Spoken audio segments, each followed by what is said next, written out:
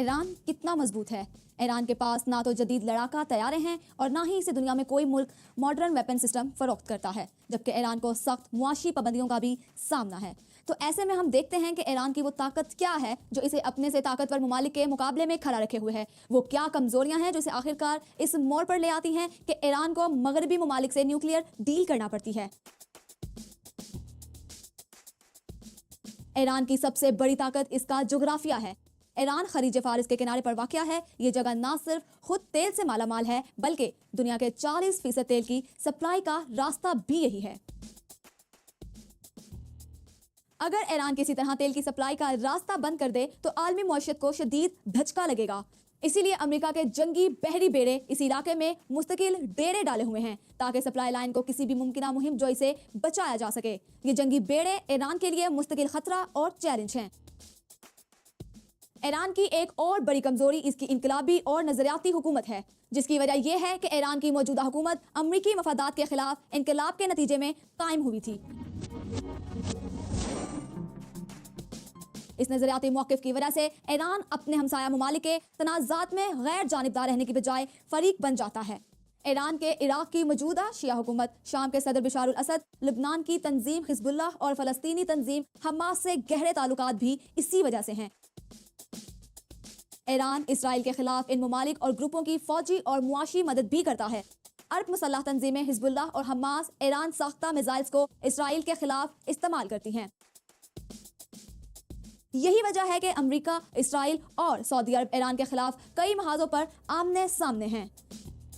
جن محاذوں پر یہ ممالک ایران سے کھلی لڑائی لڑ رہے ہیں ان میں شام، یمن اور فلسطین شامل ہیں۔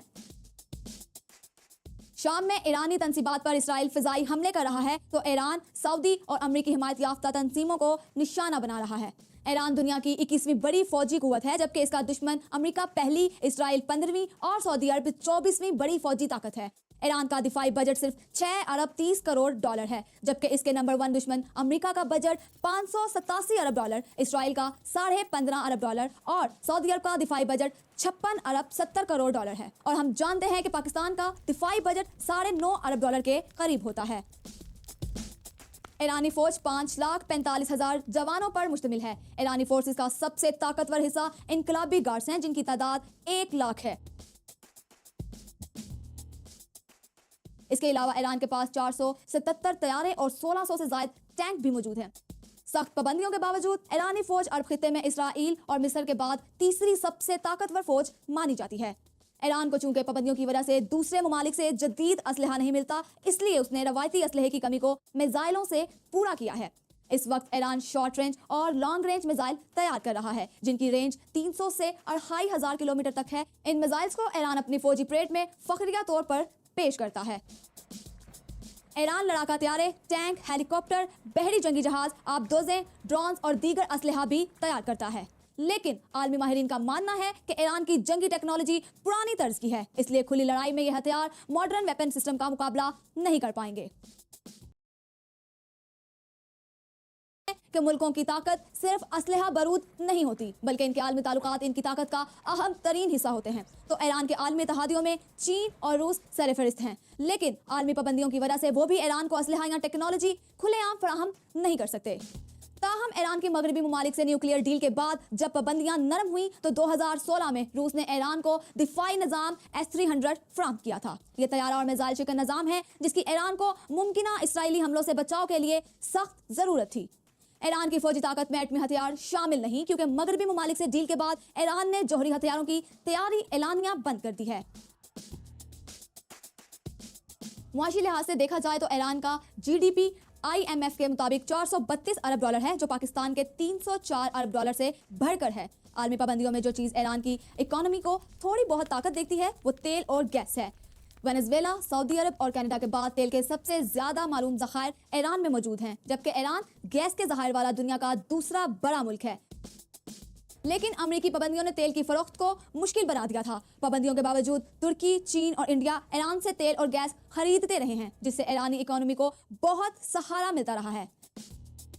ایران پاکستان کو بھی گیس فروخت کرنے پر تیار ہے لیکن امریکی دباؤ اور قیمت پر تنازع کی وجہ سے پاکستان گیس خریدنے پر تیار نہیں ہوا۔ ایران میں غیر ملکی سرمایہ کاری نہ ہونے کے برابر ہے۔ ईरान की परेशानी ये है कि वो लंबी मुद्दत तक सिर्फ गैस और तेल पर इन्हसार नहीं कर सकता। इसे अपनी इंडस्ट्री और एक्सपोर्ट्स बढ़ाना होंगी, जिसके लिए आलमी पाबंदियों का खात्मा जरूरी है।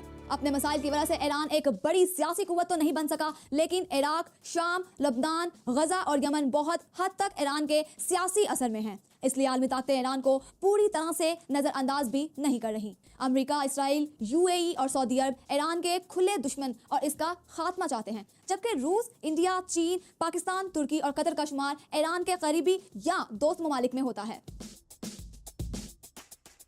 तो यूं हम बासानी कह सकते हैं कि ईरान मिडल ईस्ट की तीसरी बड़ी फौजी ताकत तो है, लेकिन मुआशी पाबंदियों, पुरानी दिफाई टेक्नोलॉजी और बड़ी ताकतों से मुसलसल तनाज़ात की वजह से ईरान एक कमजोर विकेट पर खड़ा हुआ बड़ा मुल्क है।